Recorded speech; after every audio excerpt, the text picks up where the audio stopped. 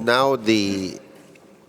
Efthimios Mitropoulos, Secretary General Emeritus of IMO, will open officially the works with his keynote speech on recent developments in international shipping. Please, Efthimios. Minister, Signora Paterno, ladies and gentlemen, buongiorno. It gives me great pleasure to come to Naples to assist in this conference, not only because any meeting on shipping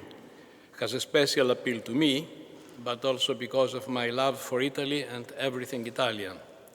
The people, the country, the food, the mentality, the Italians' philosophical approach to life, their pathos for football, etc., etc. Not to mention the immense joy I derive from meeting good old friends among the speakers and audience. That was for you, Yanni. I visited Napoli for the first time in the late 1950s, while serving as an apprentice on a ship on which my father was the chief engineer. I came back in the early 60s as the navigation officer on a tanker engaged in the carriage of grain to Italy, mainly to Genoa and Naples, from the United States. These encounters were followed by calls to Napoli as a Hellenic Coast Guard cadet on our training trip abroad, and eventually as an IMO representative. As for my involvement in legal matters pertaining to shipping and maritime affairs, at large, I consider myself fortunate that, although not of a legal background myself, I was afforded the opportunity, further to my work at IMO, to attend a number of successive sessions in Geneva and New York of the UN Conference on the Law of the Sea between 1974 and 1977 as a member of the Greek interministerial delegation. That conference, the third in a series, had of course opened in Caracas in 1973 and concluded in Montego Bay in 1982. It came into force in 1994. Fundamental issues regulated by UNCLOS, such as right and meaning of innocent passage, sea lanes and traffic separation schemes, straits used for international navigation, archipelagic states, exclusive economic zones and continental shelves, freedom of the high seas, duties of the flag state, duty to render assistance, piracy, protection and preservation of the marine environment were, among many others, legal matters I became acquainted with while attending UNCLOS, which subsequently had a significant impact on my work at IMO.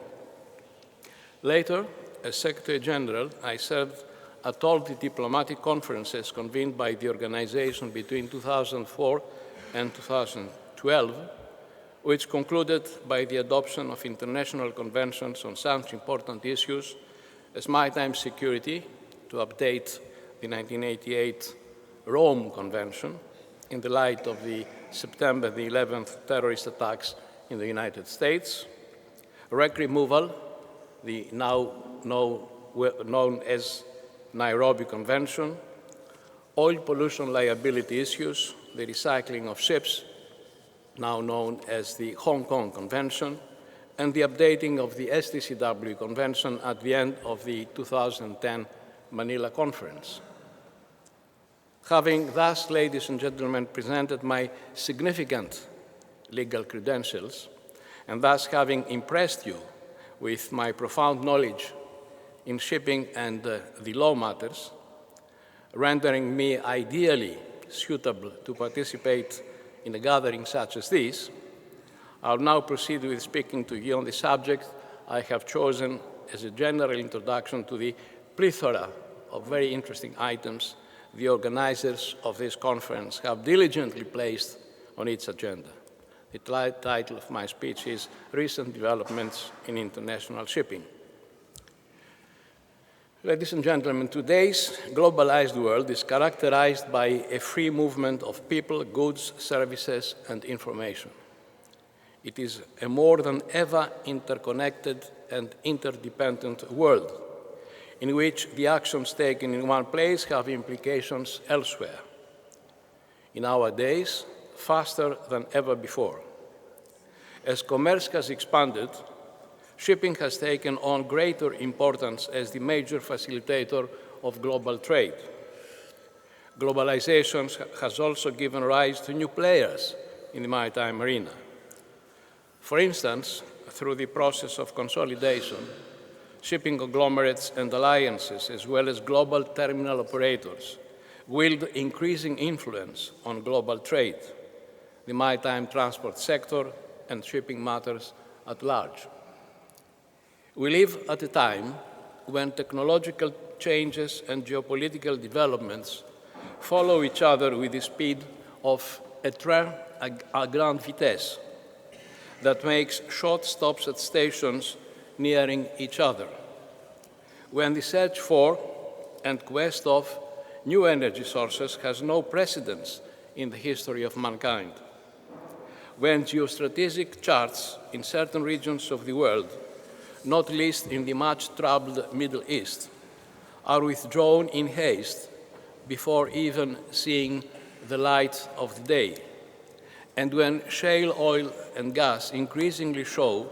that they have the potential to change the geopolitical dynamic, if they have not already done so, save for the recent substantial drop in the price of oil. Such fundamental and radical changes could not but have an impact on shipping, an industry international by its very nature, which is credited with serving more than 90% of the world trade. A Chinese saying brands fortunate those who live in interesting times. These are interesting times, and we are indeed fortunate to live in them. In this rapidly transforming world, shipping could not be left behind, lest it lost its competitive advantages vis-à-vis the other modes of transport. It therefore deserves due credit by having done just that by following changes, adapting its regulatory regime and practices accordingly, and ensuring that the tool that keeps it alive and functioning, the ships themselves, can at all times respond to changes brought about by advances made in their design, construction, equipment, and operations. It is about all these and the wider environment, ports, offshore terminals, in which shipping operates that we should focus our efforts, ensuring at the same time that we do all we can, and I stress it, all we can, to provide the industry with well-educated, trained, and motivated seafarers, without whom the whole system would collapse. The premise we should start from should be that the world economy cannot do without trade, seaborne trade in particular. The latter cannot do without shipping, and shipping cannot function without seafarers. Ladies and gentlemen, although since 2008 the world is going through an unprecedented economic and financial crisis, international trade has since 2013 shown some steady, albeit modest, signs of improvement. According to World Trade Organization economists, growth in the volume of world trade has picked up slightly over the last years, rising from 2.8% in 2014 to 3.3% this year, and eventually expected to rise to 4% next year. A contributory factor to such an expansion is the ever-increasing population of the Earth and the need to provide it with food, clothing, housing, energy, and other goods. At the same time, it is expected that the efforts of the world community to respond to climate change and global warming will see a shift from traditional pollution-causing sources of energy, coal in particular and other fossils, to cleaner ones such as gas, nuclear, wind, and solar. The outcome of the forthcoming session of the UN Conference on Climate Change in Paris may prove instrumental in intensifying and expediting such a shift. Having paid due attention to positive statements recently made, at long last, I must say, by the leaders of China and the United States, I'm more than ever optimistic that after the unsuccessful attempts to reach an agreement on climate change at conferences held in Bali, Copenhagen, Cancun, Durban, Qatar, and Lima, the meeting in Paris in December will be able to adopt a convention regulating human behavior that could stem climate change and global warming. Shipping's share of responsibility in the world total of CO2 emissions has, thanks to IMO's technical and operational measures, fallen to 2.2% from 2.8% in 2007, in spite of the considerable increase of the world fleet between 2007 and 2014, and shipping carrying the overwhelming percentage of world trade. Using bigger ships, better engines, finer quality fuel, and diligently managing the speed of ships, shipping can reduce its CO2 emissions by 50% by 2050, when the target of the world community should be that we go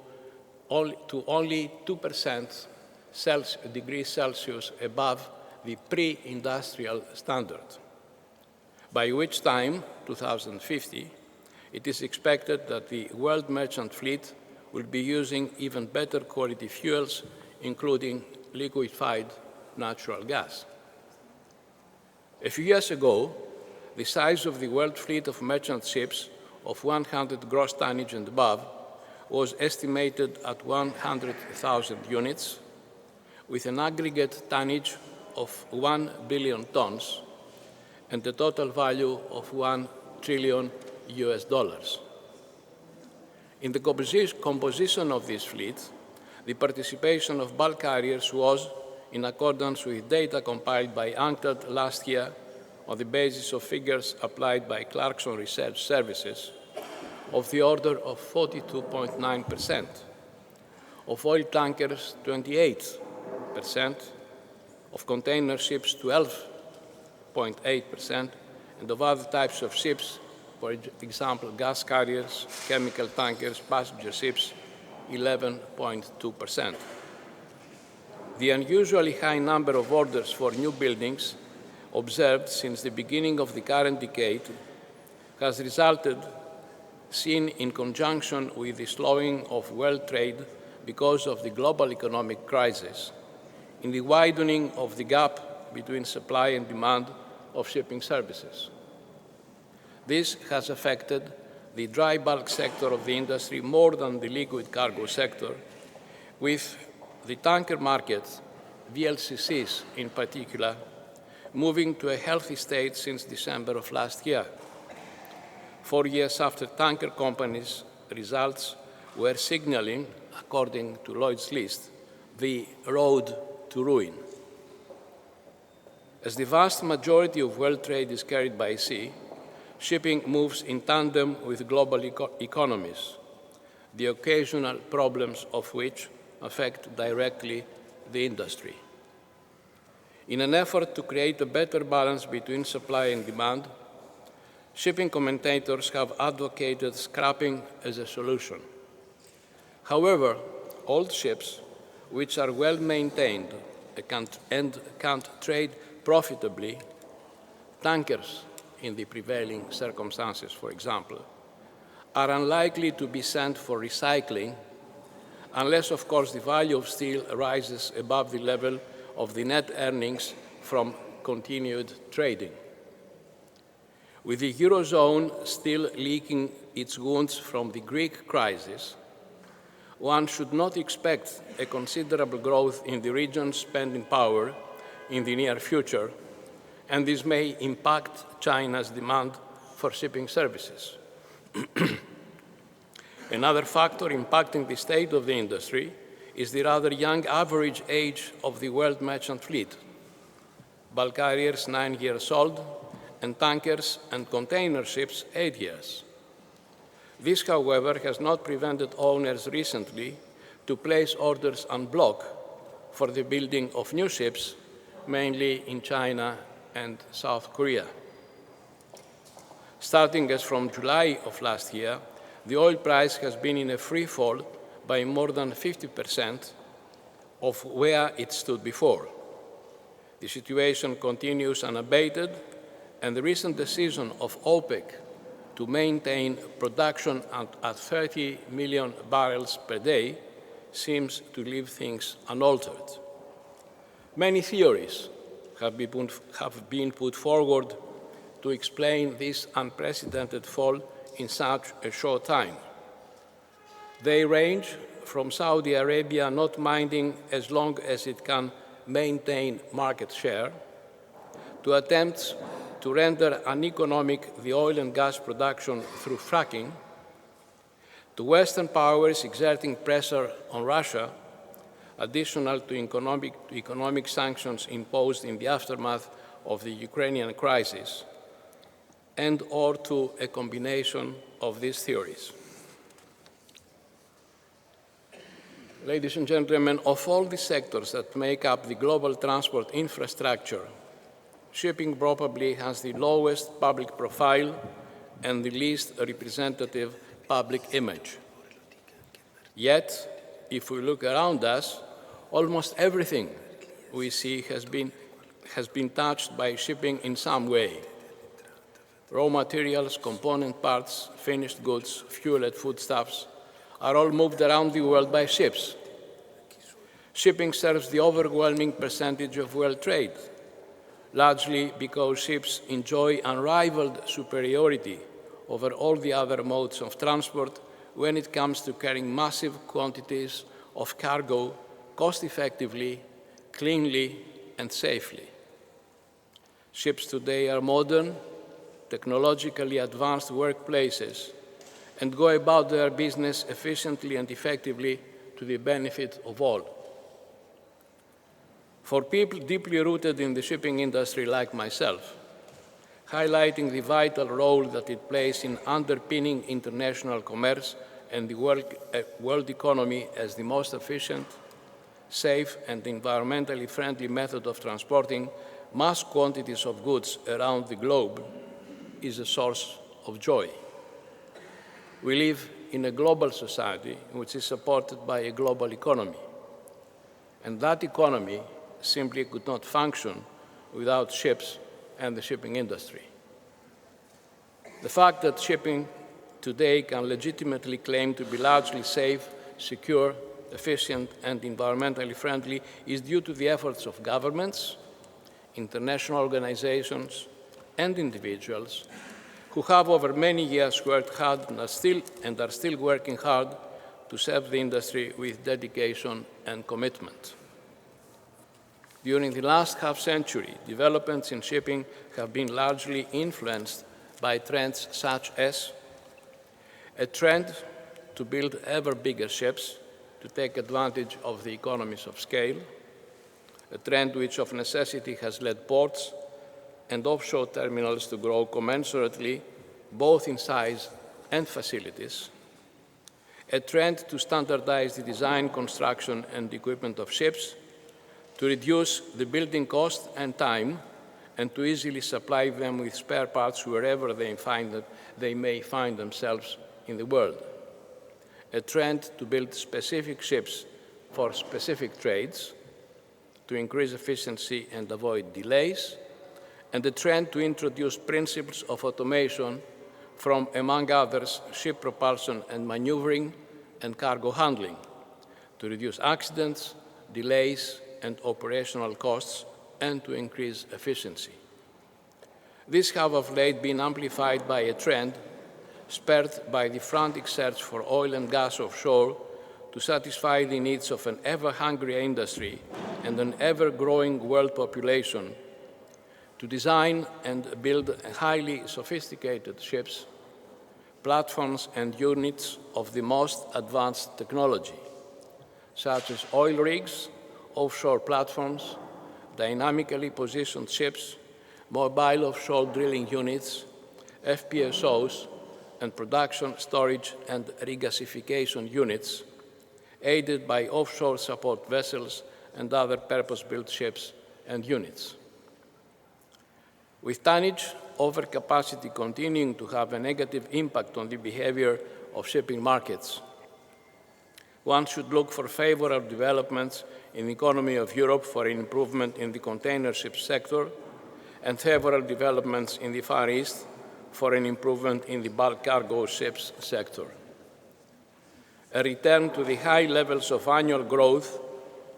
the economies of China and India enjoyed a few years ago, some 10% for China and 7.5% for India, will be welcome news for shipping, whose good performance before the 2008 economic and financial crisis greatly dependent on the unprecedented growth of these two economies. At the same time, one should follow closely developments in the shipping markets once shale and oil gas discovered onshore in the United States, gas in Australia and Qatar, and offshore in Brazil and Mozambique, not to mention onshore Kenya and Ethiopia, comes upstream and starts feeding economies starving of such sources of energy. Whilst one would expect a downgrading of the strategic importance and significance of the shipping routes between Nigeria and the United States, and between Venezuela and again the United States, once the latter becomes self-sufficient in oil first, probably by 2020,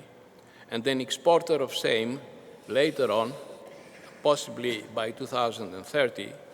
one should also expect a favorable reaction of the respective shipping markets following the lengthening of distance and the prolongation of time to run the new shipping routes from Africa and Brazil to the Far East. Recent political developments in Eastern Europe, resulting in the lengthening of sea voyages supplying gas to the old continent, should be interpreted as good news for the LNG sector of shipping. And as far as the container ship sector in particular is concerned, we should wait to see how the transit fees situation will stabilize in the post-expansion era of the Panama Canal. Without spending much time on the rumored plans to build a rival canal in Nicaragua to compete with the Panama Canal, and another in Thailand to compete with the Malacca Strait, the recent opening of a new lane in the Suez Canal merits some mention here. In economic terms, the expansion of the Suez Canal is a questionable endeavor. Egyptian officials claim that the $82 billion US project, which expands capacity to 97 ships per day, will more than double annual revenues to some $13.5 billion US by 2023. That, however, would require yearly growth of some 10%, a rosy projection, given that according to UNCTAD, in the entire period from 2000 to 2013, world seaborne shipping grew by just 37%. A recent forecast from the IMF suggests that in the decade up to 2016, the annual rate of growth for global merchandise trade will have averaged 3.4%. Before its expansion, the Suez Canal was operating below its capacity of 78 vessels a day. It could handle all sorts of ships except VLCCs and ULCCs, and bulk carriers of the highest size. The new dredging allows the passage of slightly bigger oil tankers, Notwithstanding that, the government plans to turn the whole canal zone into a giant logistical, ship servicing, and manufacturing hub. Ladies and gentlemen, without wishing to compromise the integrity and clarity of my crystal ball, and admitting all along that in this rapidly changing world, it would be risky to predict even what may happen tomorrow, this is how I would envision things with an impact on shipping to evolve in the short to medium term. Population and economic growth will drive energy demand higher, with the world shifting towards lower carbon fuels and making more efficient use of the energy sources available. The center of economic activity will continue shifting towards Asia, which, as things stand at present, seems to have all the ingredients necessary for it to be an engine for growth for some considerable time to come. While China, India, Brazil, and South Africa are predicted, in spite of the recent hiccups, to play a more dominant role in global trade than at present. While China's economic development currently depends on oil brought in from abroad, and the International Energy Agency predicts by 2035 a quarter of the Iraqi oil will be heading to that country, who can foresee today with any degree of accuracy how the economies of the Asian region and the Pacific Rim, the demand for shipping, and the structure of shipping routes will be affected once the reserves of oil and gas that scientists say exist in the South China Sea, an area more than 5 times that of France, start being exploited, or when China increases its production of oil and gas from her apparently huge reserves onshore. With the United States becoming the fastest growing oil and gas producer in the world, having the potential to surpass Saudi Arabia by 2020, who can predict the geopolitical developments that will ensue once the US becomes energy sufficient as well?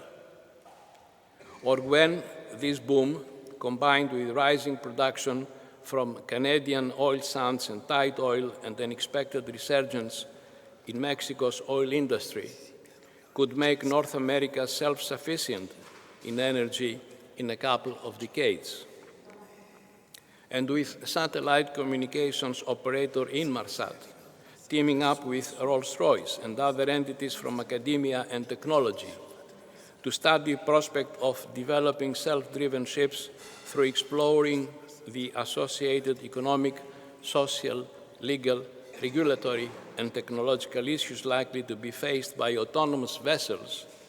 are there any boundaries in the design, construction, equipment, and operation of merchant ships? In such emerging circumstances,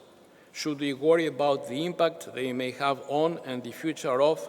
the corresponding shipping sectors? I think not, as demand for shipping services from newly discovered huge oil and gas reserves off Brazil and in the east coast of Africa and around Madagascar, not to mention the wealth in energy sources hidden in the deep Arctic waters, will create new opportunities and challenges for the industry to move in and exploit. Among those, one should include the revolution, as the London summit on the environment branded it 2 years ago, from the arrival of shale gas, the impact of which on the energy industry will, it has been argued, be monumental. And what about other sectors and ship types? While the dry bulk market continues to be in dire straits, the tanker market has shown strong signs of recovery since December of last year, with Aframaxes and most recently VLCCs enjoying high spot market earnings. Lower fleet growth over the past few years, combined with greater demand for cargoes due to lower oil prices, are creating again according to Lloyd's List, robust demand for tankers. On top of that, there is at present abundance of oil in the global market due to high levels of production from OPEC, Russia, and the US. What the future has in stock for shipping markets, the future will tell. For me, one thing is clear. As long as our planet continues to be covered by water to its largest part, there will always be need for ships and shipping. Ships will continue feeding and heating the world population and keeping the lights on. In my humble opinion, nothing can stop the shipping industry developing in a manner that ensures its ability to maximize the efficiency of its services under conditions of minimization of costs. Once the current crisis is over, shipping will, like the mythical phoenix, rise from its ashes anew and provide a source of prosperity, both to those who serve it and the wider public. Let me now bring my speech to a close by stressing once again how delighted I am able to assist in this impeccably designed and meticulously organized conference. Mr. Francesco Lauro and his fellow organizers deserve warm congratulations and sincere appreciation for the sterling services they have rendered to shipping through this conference. The program they have designed is so rich, yet so comprehensive, as it embraces all one needs to consider and debate on surrounding shipping, that one would wonder how it could be possible to contain so many topics in a meeting scheduled to last less than 2 days. The fact Mr. Lauro and his associates were able to assemble here in Naples big names of the international shipping circuit demonstrates the high esteem in which the shipping and the law conferences are held, and the eagerness with which the sixth in the series is anticipated by the maritime community. The provision of a cultural program of the highest standards adds to the overall success of the event as it unfolds in magnificent buildings such as this one of unparalleled beauty and history. As for me, if when I accepted Mr. Lauro's invitation, I knew what role he had in mind to ask me to perform, a keynote speaker, to chair panels, to deliver concluding remarks, I would have certainly instructed my agent to negotiate a much higher fee, something similar to those commanded by President Clinton or Tony Blair.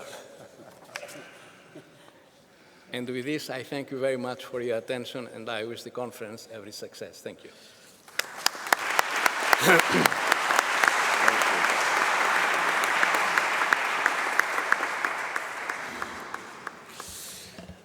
Thank you, Efthimios, for your speech, which will be published with your permission on our website. And this is a big gift to our works because you made, as you promised to me, the state of the art of the shipping, but also in respect of its evolution, its developments, and its connection with the world economy, and I would say not only the economy. And this is the attempt that in these very hectic 2 days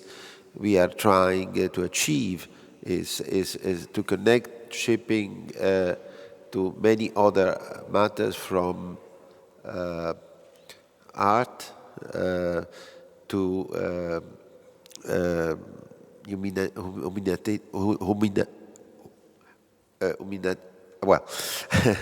from questions that affect the world politics and the mankind in its full sense. So we have to understand that all these things are connected, and obviously shipping will play its role, but It's just part of the big game and of the responsibility that also I think the shipping, as you outlined in your intervention, wants to take, but wants also to have its own say. I think you made this say very, very clear, and I think we could all agree on the very balanced opinion that you expressed this morning.